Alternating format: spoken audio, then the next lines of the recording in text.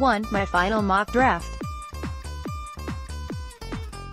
Like it, hate it, probably have been doing mock drafts for about 10 years now, and one thing I've learned is almost no one completely agrees or disagrees with your mock. But this year has been particularly interesting since the comments around my mocks have had a particularly negative lean. Don't get me wrong, I'm not complaining. But I think there's an interesting factor at work, and it's that the Dallas Cowboys don't have a first-round pick. The Cowboys don't select until no. 58 overall, well into the second round. Therefore it's difficult for any mock drafter to judge what will be there. Why? Everyone's board takes on a life of its own after the first 10 or so selections. So what's valued by one team in the second round will be much different than what another team values. And when you have 32 teams, it gets to be all over the place. As an example, while I haven't read Jeff Cavanagh's story at The Athletic about what the Cowboys could take in the second round, I try to stay away from other writers' work this time of year so I can formulate my own analysis. It's enlightening that Cavanagh profiled 13 different players the Cowboys could take. That shows you the breadth of potential selections we're talking about. So as the Cowboys prepare to get on the clock Friday evening for round 2, keep that in mind. There's a darn good chance all of us doing mocks will be wrong by night's end. But for the record, here's my final mock draft for the Cowboys. Round 2, no. 58 overall, CB Julian Love, Notre Dame. Round 3, no.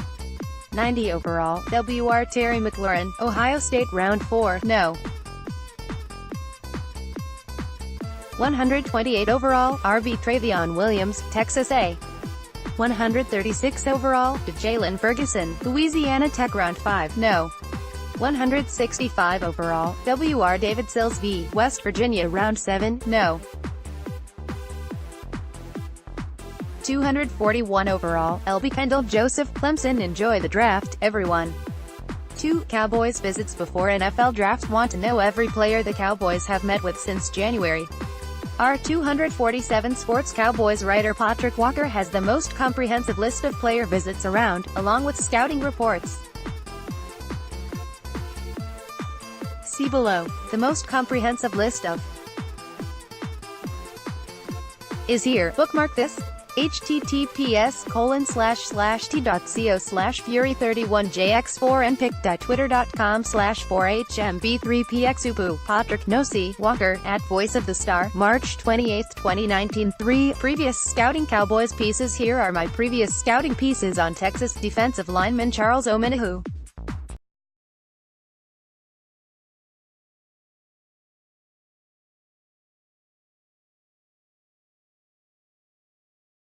My next. This time it's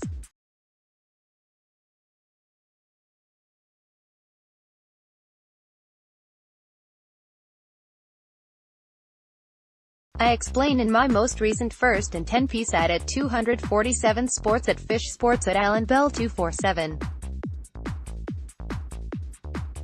To me he's one of the best OLs in the CS at Fish Sports. The 2019 edition will be out this summer. 4. The WILDCATTIN theory at no. 58 As our Mike Fisher points out, the Cowboys have a recent habit of going wildcatting with their second-round pick. A less colorful word would be speculating.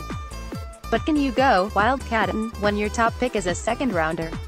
And if you are considering chasing help at safety, as the Cowboys admit they are, is there a need to go wildcatting when you've got Hall of Fame talent evaluator Gilbrandt announcing, from the very same this that Jerry was sitting at here inside the Star, that, if you're looking for a safety, there are more safeties in this draft of quality than I've ever seen in my life. Fish goes deep into the theory and the potential application in this story. Are the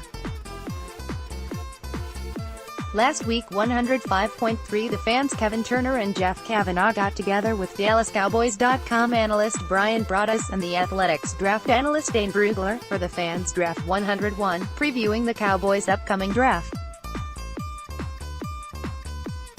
It's worth the time to watch and listen.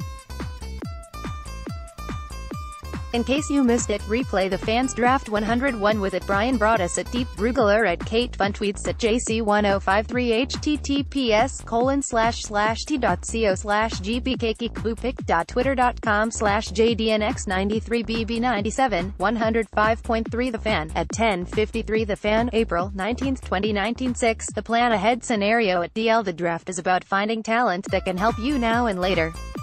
And no position could potentially see the makeover from 2019 to 2020 than interior defensive line. From Maliek Collins' contract coming up after this season to Tyrone Crawford's off-the-field incident this spring, you could make the case that the interior will look dramatically different in 2020. And the Cowboys have to keep an eye on that entering next week's draft, as Fish explains here. Easter eggs are. Our Patrick Walker weaves both into this story about what draft weekend could look like for the Cowboys barring any major surprises. 2019. Move up, stay put or move down. The position that most has their interest in. Who gets the call? Let's talk about it. Read https://t.co/r8h6zt1wivapic.twitter.com/akulergear3 Patrick Nosey Walker at Voice of the Star, April 19, 2019. 8. Best Coast Boys podcast. In the latest episode of the Best Coast Boys podcast, hosts Landon McCool and John Oning are welcoming with open arms guest host Marcus Mosher to help us conduct the Dallas Cowboys draft room simulation, where the guys will go through a full Cowboys mock draft while our whole gang does some role-playing as a handful of familiar power brokers who are NFL coaches and executives. After the pleasantries, the guys dive into their simulation of the Cowboys draft room. Landon is playing the role of Jerry and Stephen Jones while Marcus handles the Will McClay role and John acts as the voice for the Jason Garrett-led coaching staff.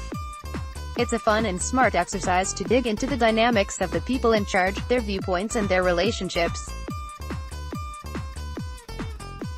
As Mike Fisher has written often in this space, personnel boss Will McClay is the unifier inside the Star in Frisco, and as astute he is in football scouting, Will's greatest attribute may be his ability to bring together different factions, to create a cooperative bridge that brings together his scouting department with Garrett's coaching staff and with the ownership wing of the building, too. At Best Coast Boys podcast, we're play-acting the Big Hearns back in action. Question mark at A1 Hearns.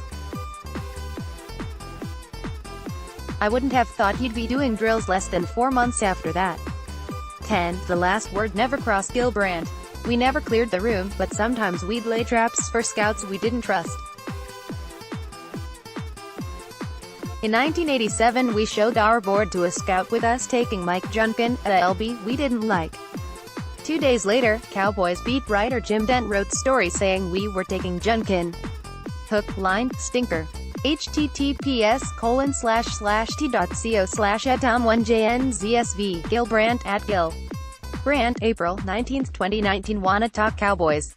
Head for the cowboyshka.com message boards and hit up Postins on Twitter at @Postans Postcard and Mike Fisher on Twitter at Fish Sports. Let's block ads. Why?